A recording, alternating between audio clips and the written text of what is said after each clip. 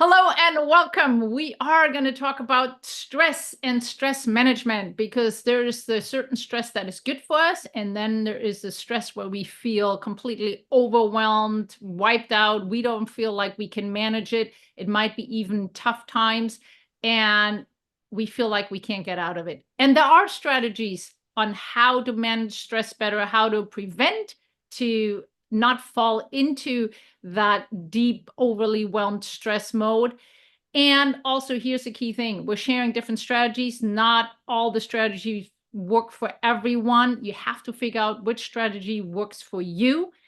And big one, if you're not implementing any strategies, there will be no change. So if you want to feel less stressed and you want to feel more energetic, you have to implement strategies to create the change.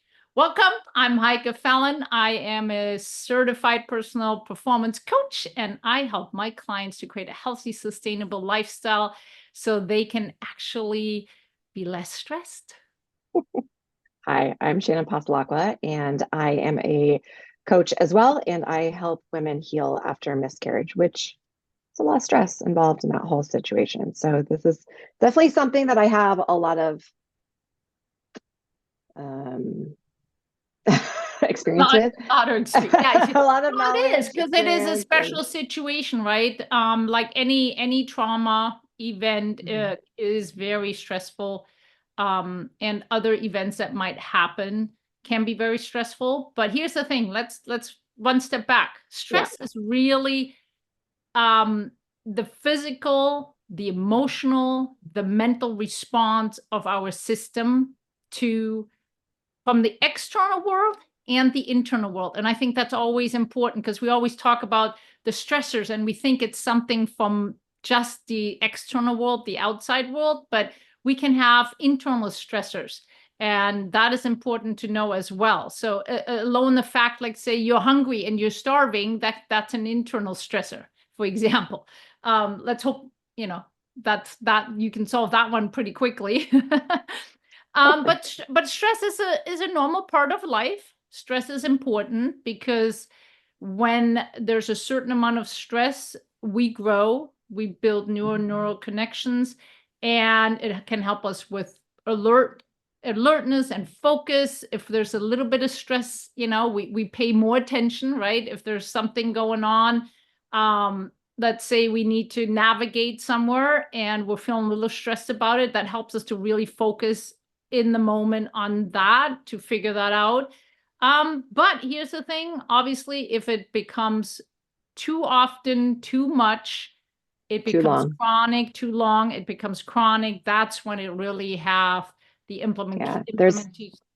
there's definitely a tipping point, and I think you have to know, and I you have to be really aware of your body, um, and be cognizant of, okay, am I past that point of the good stress, right? Like there is good stress, like stress comes every day. There are stressful events every day, and it's learning how to manage that stress. But when it gets to be chronic and when it gets to be over too long of a time, there's a tipping point where that starts affecting your health and your emotional well-being, which is going to affect how you're showing up in life and your relationships and how you're showing up at work. So there does need to be knowledge of what that tipping point is and tips or tools that you can use to help you through that stress. Because I never want to say that, you're going to do this trick or you're going to take this tool and the stress is going to go away. It's not going to go away. It's going to help you work through the stress. And these are never things to avoid stress or to avoid emotions, because avoiding it isn't going to help. We need to work through it and we need to acknowledge it, and we don't want to dismiss it because that's not going to help the situation. So I think it's really important that we find the tools that are going to help us and use them. And that, I think, is probably my biggest struggle, is actually using it. And I've seen this a lot recently where people know the tools. It's just using the tools. Absolutely. And I think there's two things. One, the awareness on when is that tipping point showing up, and then using them, and how do we do that? So those are really the most challenging components. So how do we know where that tipping point is? I think your body will tell you. Okay. I start showing it. It shows up in your gut function. It can show up if you're having headaches, can show up in your skin. I mean, it shows up, and when you start noticing these things, it may be a signal that, okay, now I'm too stressed and now I need to do something about it. So it can be, it really first starts with the self-awareness, and then really seeing if there's correlation, is what you're saying. Like a correlation of like, hey, my skin breaks out. Did I have more stress? How did my day look like? Or I'm not able to sleep through the I night. didn't I'm sleep waking well. up. Yep. Why did it, what happened before? And as we always say, what happened before it happened, because oftentimes it's not the one thing right before. You might have, with sleep, for example, you might have felt okay in the evening, but maybe the morning of that day was really stressful because of something that happened. And then you kind of were distracted in the afternoon, didn't think about it. And then before bedtime, you may not think about it, but it might still make you think about it in your sleep. Yeah. So sometimes it's not whatever happened right before, but maybe earlier that day or even the day before. So it's really paying attention to your body, and also I think to behavior. I mean, I definitely notice too, when I'm more stressed, I might be not as patient, or, have a harder time, um, feeling that the patient, being patient. So I think that is, Right. definitely a component. Yeah, I agree. And I mean, I think too, anxiety, depression, so any kind of mental response as well. So if somebody may respond a little more really worrying and being anxious, or it can be procrastination too. Right. Not, Dive a little deeper into that. well, for example, like if you're so overly stressed, something needs to kind of get cut off, right? Because you don't have any bandwidth. If you have fight and flight, it's all your survival. So now when there's a big project, you might not be addressing it just because your overall stress level is already so high, and just the thought of this project Right. adds more stress, and you may not be progressing on it just because you're not even touching it, because it just feels like it would add more stress, as there is already too much stress there. So you kind of taking things off your plate, but maybe not the right ones. Yeah. I want to be crystal clear too. If your stress has reached the point where you're unable to manage it and these tools aren't working, please seek a doctor for assistance. Please talk to someone. You can get, you can talk to a therapist, you can get anxiety meds, you can get depression meds. Don't ignore it. Yeah, 100%.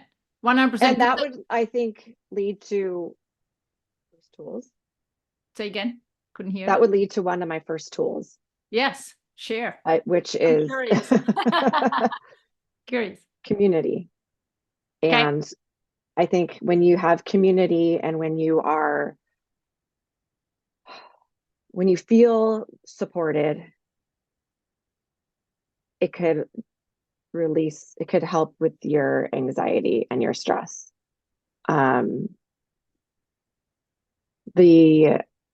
tool that I use the most, which I struggle with the most, is going on a walk. And sometimes, that would be a second tool, but going on a walk, sometimes by myself, or going on a walk with a friend. And I usually know when I need to reach out to a friend.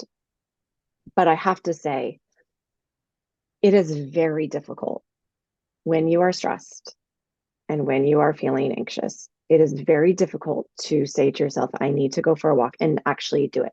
And it is even harder to reach out to a friend and be vulnerable and say, I need a friend right now. Will you walk with me? And I love that you let me just add this. Community doesn't mean always a lot of people. 50 people. Community just means one other person. And again, that might be also the therapist for you, right? If you don't have anybody that you feel like is appropriate to and safe, then it might be a therapist or coach, right? We're both coaches. We help our clients and can be part of their community.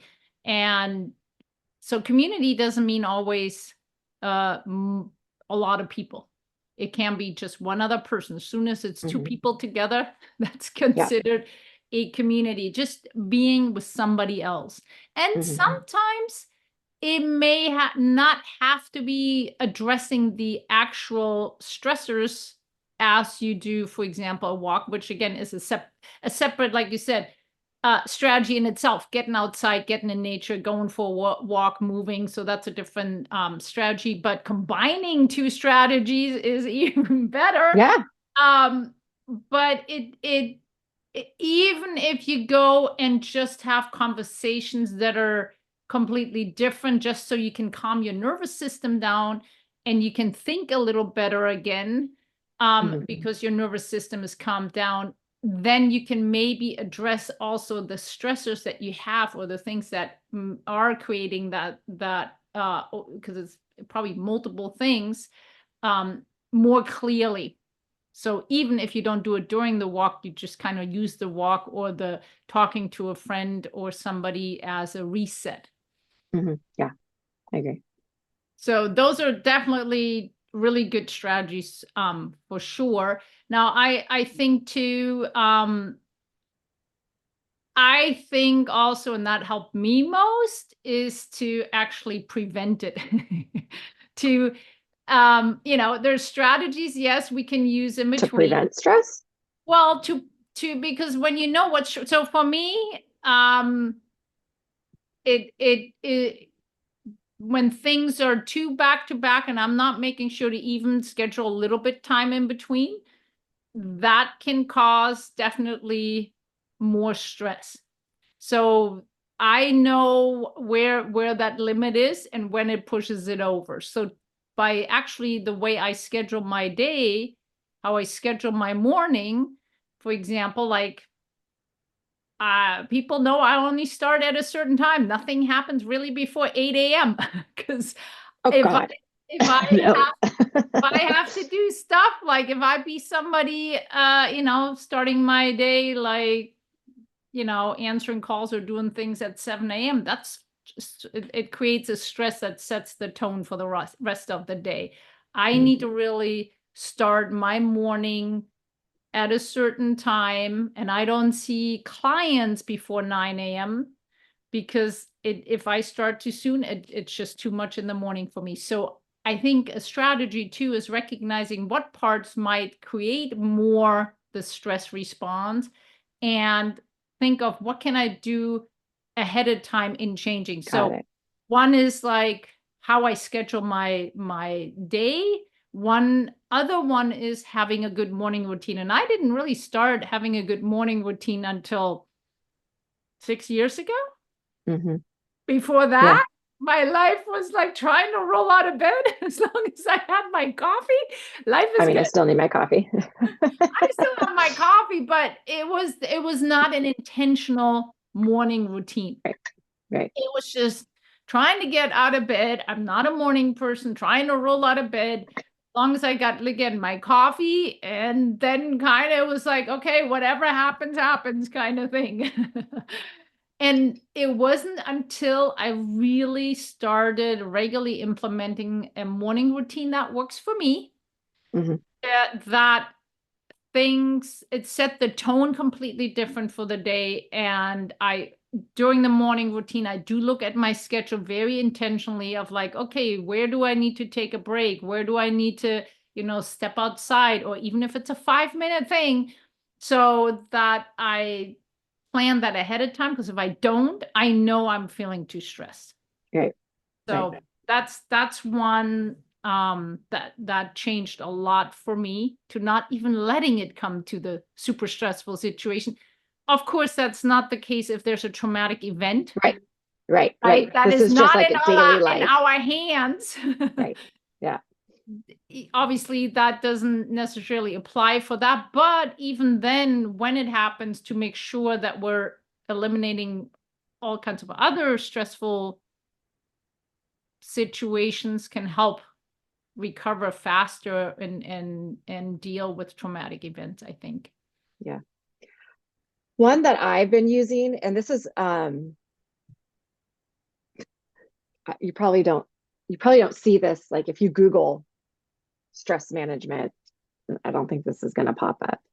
But when I'm stressed, one, I notice I have to really take stock of how much caffeine I'm drinking. Mm. Um, I like coffee, but I notice that if my stress level is too high and I drink too much caffeine, then I start getting like very shaky, and then I feel even more overwhelmed. So what I've noticed is like I can have a cup of coffee, but what really helps me, I don't know if there's something with the nervous system, and maybe but I drink a lot more warm drinks. I drink tea. Mhm. Um, I'm drinking tea now. I've been drinking a lot of tea in the last couple weeks. And I don't know what it is about like holding a warm cup and having like warmth come through me, but it just calms me down. It No, doesn't take it everything away, but it does calm me down a little bit. does. It does. And certain kinds have more calming, like chamomile is known to be Yes. more calming.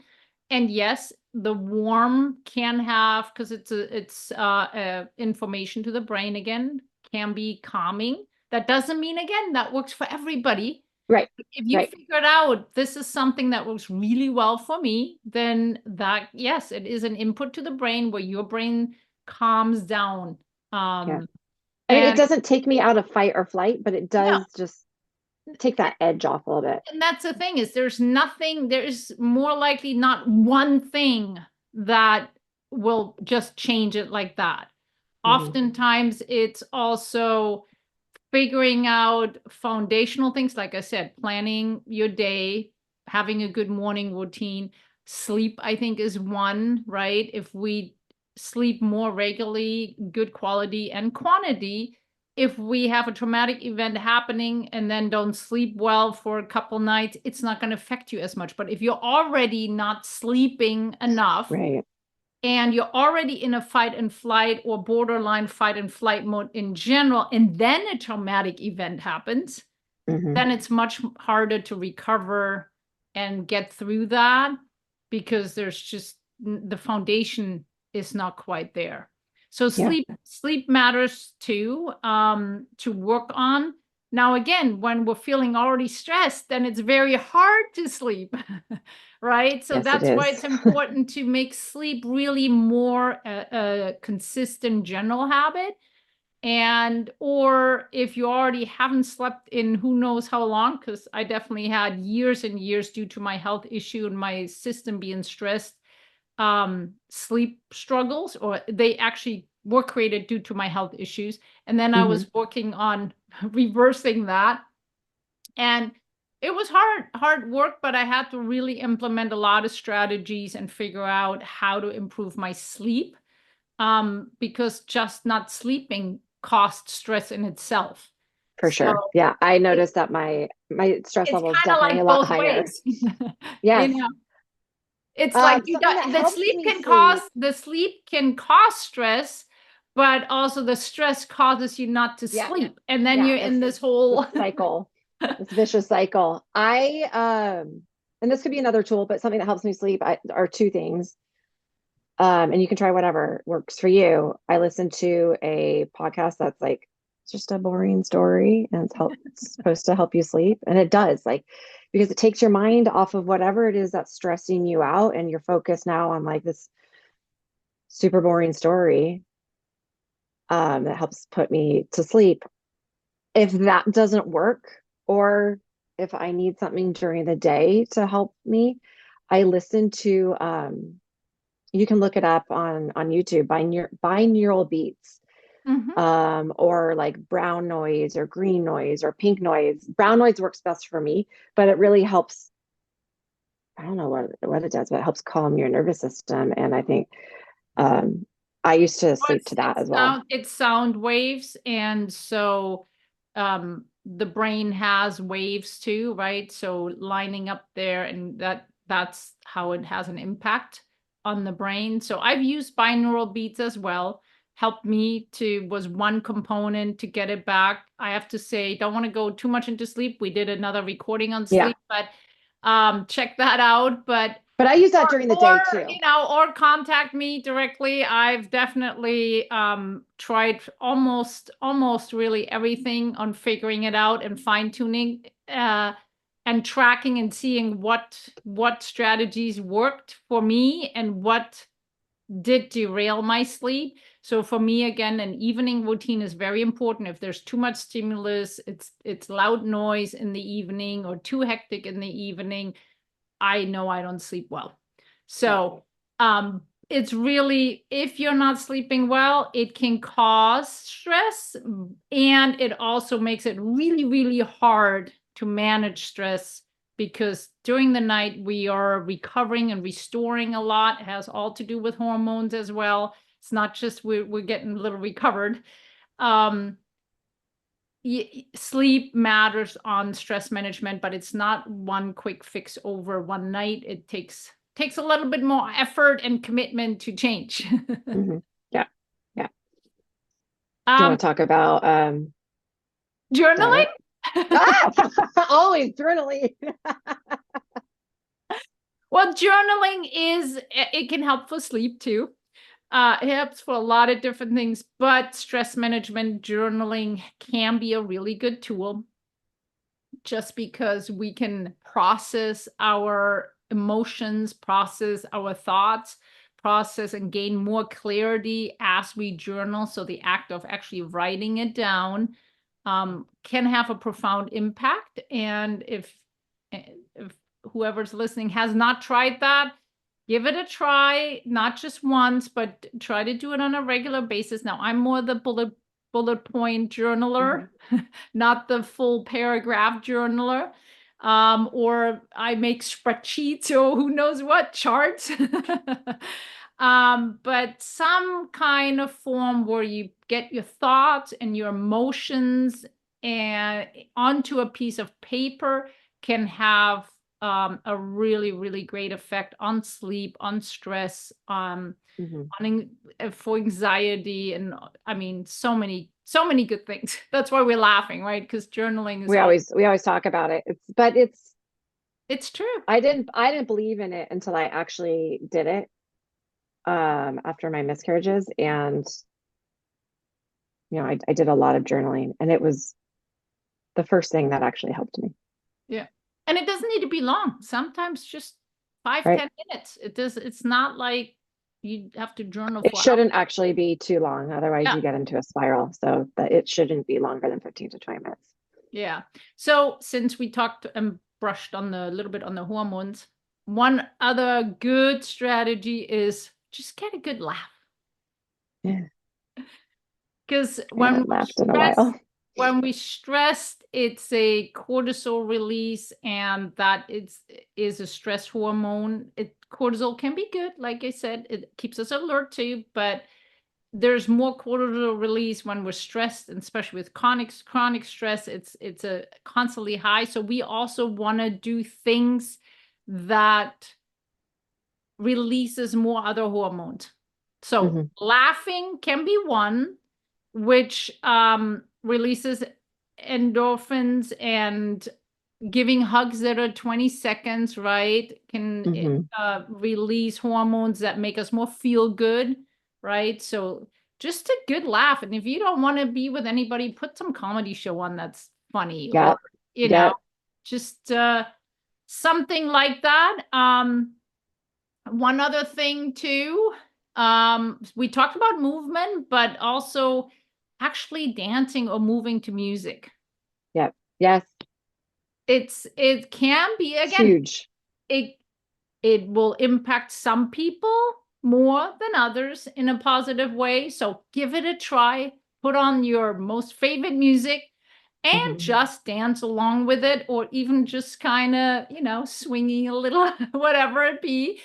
But music can and can change, and see which music actually might be the one that shifts you in and gets you more in a calmer state. That doesn't mean the calm music is good. Sometimes the faster music can Right.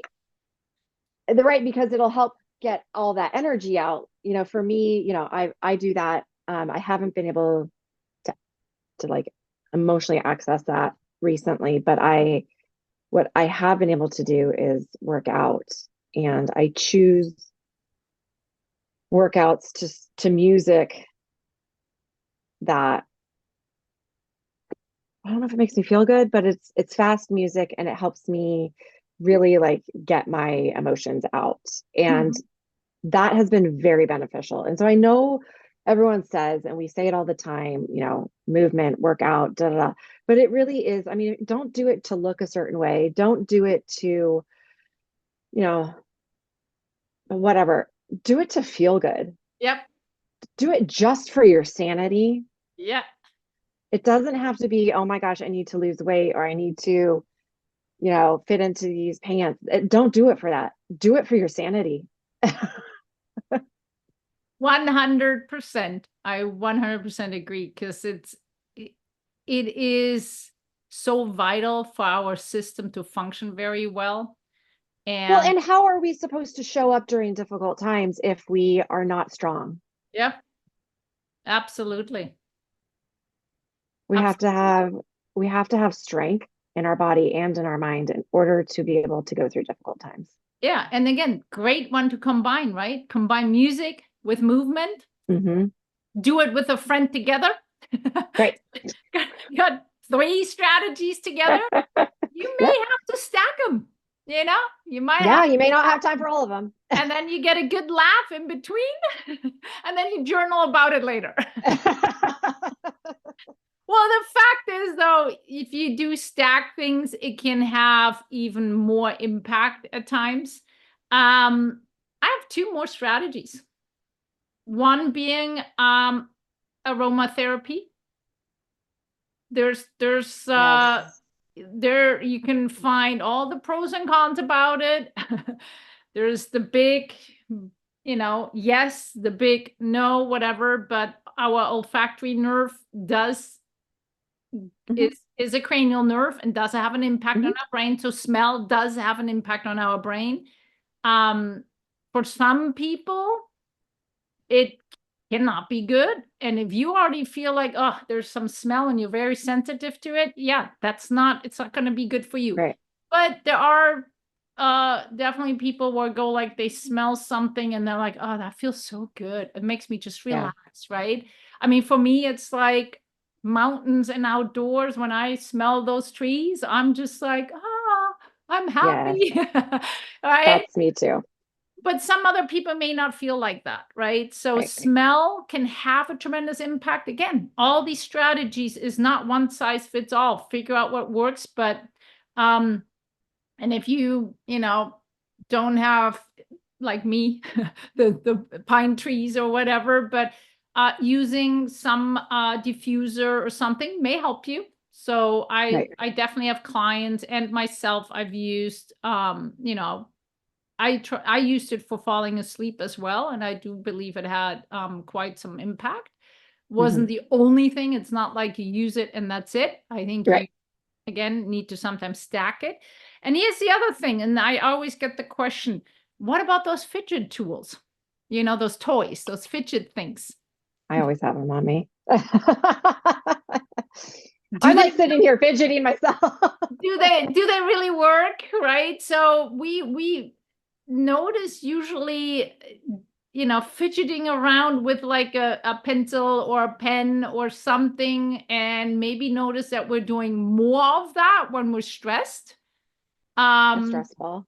Stress ball, any of those things like the fidget spinners, Mm-hmm. anything Mm-hmm. that or those things that transform itself Mm-hmm. and you flip them around, whatever.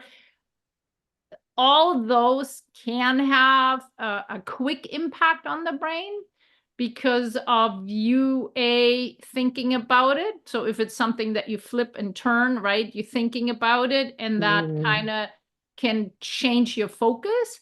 But also just when you're squeezing or just moving your fingers, you're actually activating your cerebellum a lot, and your cerebellum it sits in the back, and it feeds into your frontal cortex. And when that gets activated, that's where our thinking is. So it might also help us to calm down and be able to think a little more clear when we do that.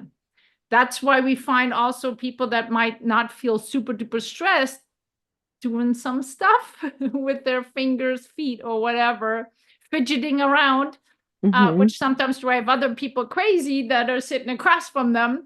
But because it might help with it helps manage them. Yeah, which one more strategy actually just popped up in my head. Not one you want to always do, but chewing gum can help. Because chewing activates a lot of cranial nerves.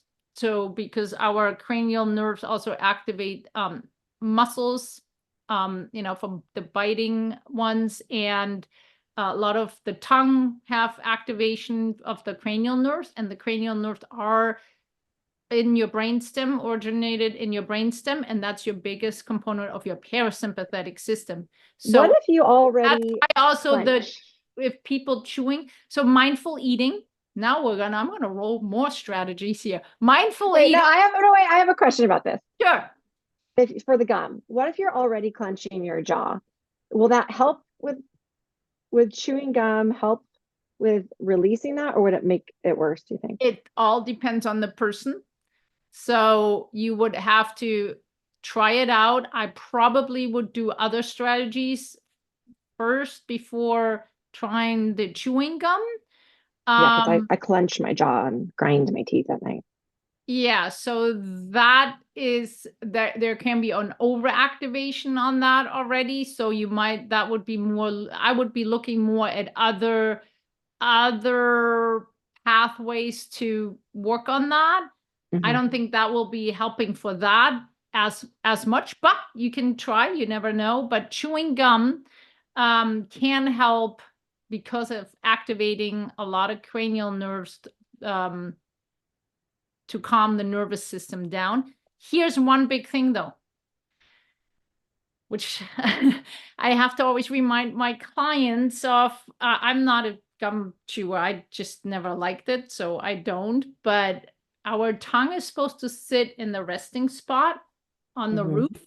And if you're constantly chewing gum, then you kind of unlearn to have the tongue on the roof. So I have clients that constantly chew gum.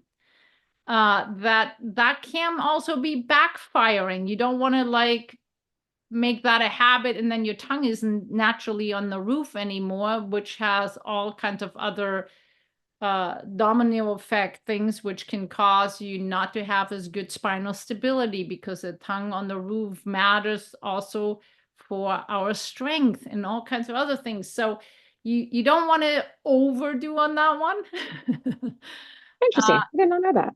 Yeah, because if otherwise your tongue is constantly busy moving the chewing gum around and never sits on the top of the tongue, top of the roof.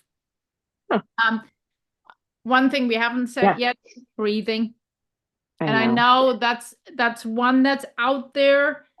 Oh, just breathe. I don't think that's that easy when you're feeling super stressed to sit down and breathe.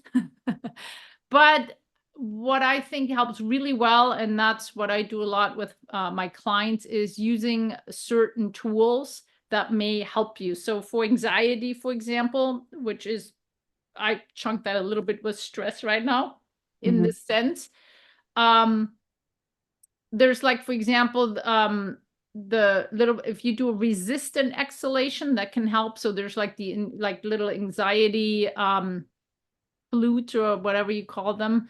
Or like they just give you a little bit of resistance in the exhalation, or if you blow through a straw, right? If you use a little straw. Yes. So I've heard blowing bubbles. Or blowing bubbles, or like you doing pursed lips, so you close your lips a little bit and the exhalation is longer. But oftentimes when you have a tool in your hand helps you, and it makes a different sound. So when you have a straw, or there's other devices I use that give you resistance when you're exhaling, they make a sound. And because of that sound they make when you blow it through it, that actually I think helps too. Just having it gives you that external focus in that moment. So sometimes using those type of tools can be a faster, better result than trying to sit there and focus on your exhale, and you're like so stressed that you like give up after 2 breaths.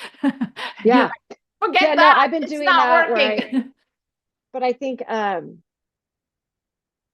the main thing is you're getting your exhale is longer than your inhale. Yes. So however you're doing that, and sometimes it's not just sitting there and breathing, it's using the tools that you're saying. A lot of therapists recommend the blowing bubbles, which is also pretty and fun. And also, again, that's something, practice those breathing tools when you're not as stressed. When you're not. So you're actually good at them. Yeah. So that when you are super stressed, you just pull them out of your toolbox and you can do them. And then it might be easier to actually implement. Because at the end of the day, what we said in the beginning, unless you're actually implementing strategies, or some of them, not all of them, figure out what works for you. If you're not implementing, you're not managing it. Right. It's not gonna, it's great to know how to do it, but if you're not going to use it, I'll and then we can sign off for this, but ask yourself in the moment, what can I control? Yeah. Because you can't control everything, and sometimes it's too overwhelming to look at all aspects. So at this moment in time, what can I control? And then just make one good step towards that, and focus on that, because again, like I said, it can be overwhelming. Yeah. And when you can control implementing all of or some of these strategies, then put them in your calendar, make them part of your morning routine, your evening routine, your lunchtime, or whatever it might be. But pick one, and not all of them. Pick one to get started and implement it at a specific time during the day. And so if like, let's say your stress builds up throughout the day, then do it at lunchtime. If you know you're like kind of already starting the day a little more on the stress level high, do it in the morning, right? Yeah, Or do a little 5 minute. Yeah, more frequently throughout the day is even better, but start with one, pick one, start simple, and build up from there. Awesome. Great tools. Fantastic. Well, keep implementing and let us know what works for you. Yeah, you can make comments below, and if you have a tool that works, please let us know, because I'll take all tools. Yeah, well, it's all about having a full toolbox and take whatever we can when we need it. Yeah, exactly. Awesome. We'll see you next time. Bye.